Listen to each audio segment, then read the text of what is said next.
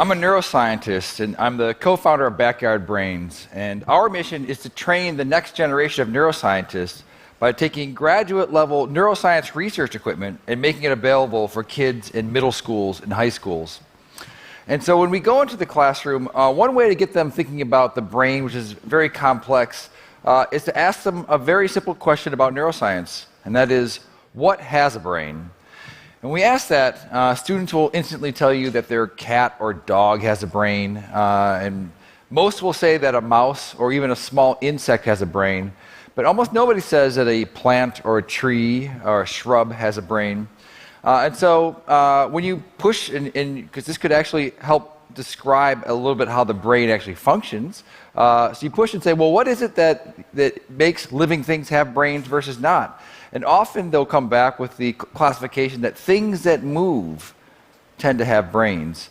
And that's absolutely correct. I mean, our nervous system evolved because it is electrical, it's fast, so we can quickly respond to stimuli in the world and move if we need to. But you can go back and push back on the students. You say, well, you say that plants don't have brains, but plants do move. Anyone who's grown a plant has noticed that the plant will move and face the sun. But they'll say, but that's a slow movement, that doesn't count. That could be a chemical process. But what about fast-moving plants? Now, in 1760, Arthur Dobbs, the royal governor of North Carolina, made a pretty fascinating discovery. In the swamps behind his house, he found a plant that would spring shut every time a bug would fall in between it. And he called this plant the fly trap. And within a decade, it made its way over to Europe, where eventually the great Charles Darwin got to study this plant, and this plant absolutely blew him away. He called it the most wonderful plant in the world. This is a plant that was an evolutionary wonder. This is a plant that moves quickly, which is rare, and it's a plant that's carnivorous, which is also rare. And it's in the same plant. But I'm here today to tell you that's not even the coolest thing about this plant. The coolest thing is that the plant can count. So in order to show that, we have to get some vocabulary out of the way. So I'm going to do what we do in the classroom with students. We're going to do an experiment on electrophysiology, which is the recording of the body's electrical signals, either coming from neurons or from muscles. And I'm put some electrodes here on my wrists, and as I hook them up, we're going to be able to see a signal on the screen here. And this signal may be familiar to you. It's called the EKG, or the electrocardiogram, and this is coming from neurons in my heart that are firing what's called action potentials. Potential meaning voltage, and action meaning it moves quickly up and down, which causes my heart to fire, which then causes the signal that you see here. And so I want you to remember the shape of what we're going to be looking at right here, because this is going to be important. So this is a way that the brain encodes information in the form of an action potential. So now, let's turn to some plants. So I'm going to first introduce you to the mimosa, not the drink, but the Mimosa pudica. And this is a plant that's found in Central America and South America, and it has behaviors. And the first behavior I'm going to show you is if I touch the leaves here, you get to see that the leaves tend to curl up. And then the second behavior is if I tap the leaf, the entire branch seems to fall down. So why does it do that? It's not really known to science. One of the reasons why could be that it scares away insects or it looks less appealing to herbivores. But how does it do that? Now that's interesting. We can do an experiment to find out. So what we're going to do now, just like I recorded the electrical potential from my body, we're going to record the electrical potential from this plant right here, this mimosa. And so what we're going to do is I've got a wire wrapped around the stem, and I've got the ground electrode where? In the ground. It's an electrical engineering joke. All right. So all right. So I'm going to go ahead and tap the leaf here, and I want you to look at the electrical recording that we're going to see inside the plant. Whoa, it's so big. I got to scale it down. All right. So what is that? That is an action potential that's happening inside the plant. Why was it happening? Because it wanted to move, right? And so when I hit the touch receptors, it sent a voltage all the way down to the end of the stem, which caused it to move. And now in our arms, we would move our muscles, but in the plant doesn't have muscles. What it has are water inside the cells, and when the voltage hits it, it opens up, releases the water, changes the shape of the cells, and the leaf falls. Okay, so here we see an action potential encoding information to move, all right?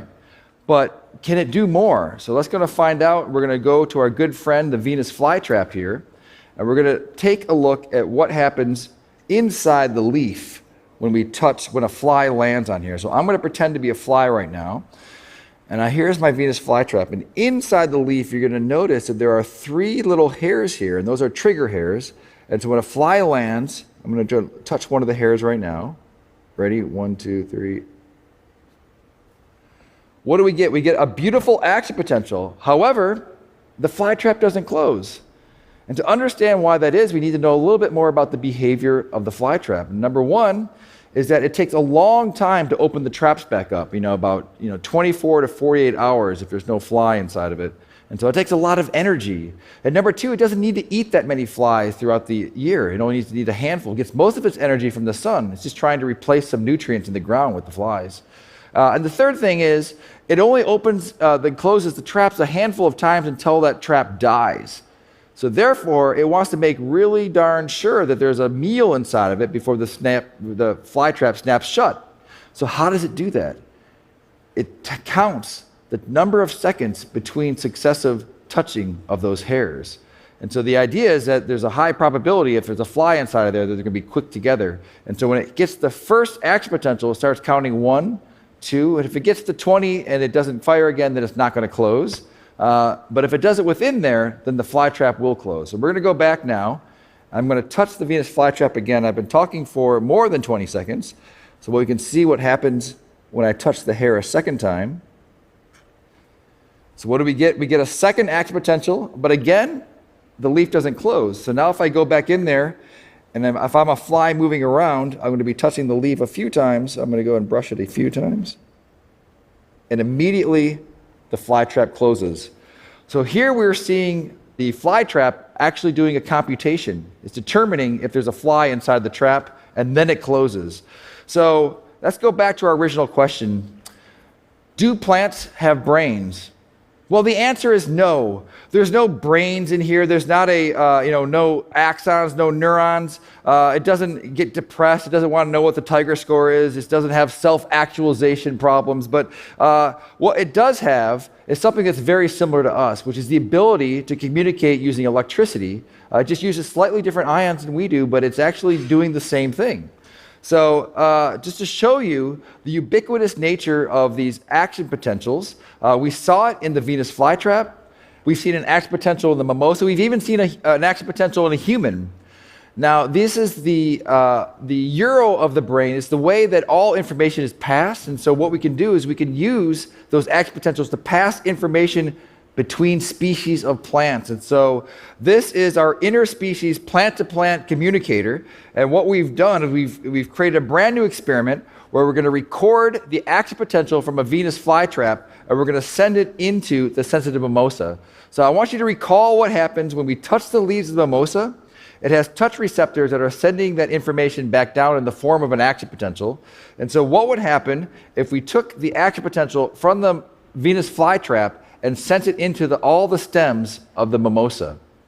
We should be able to create the behavior of the mimosas without actually touching it ourselves. And so if you allow me, I'm going to go ahead and trigger this mimosa right now by touching on the hairs of the Venus flytrap. So we're going to send information about touch from one plant to another. So there you see it. So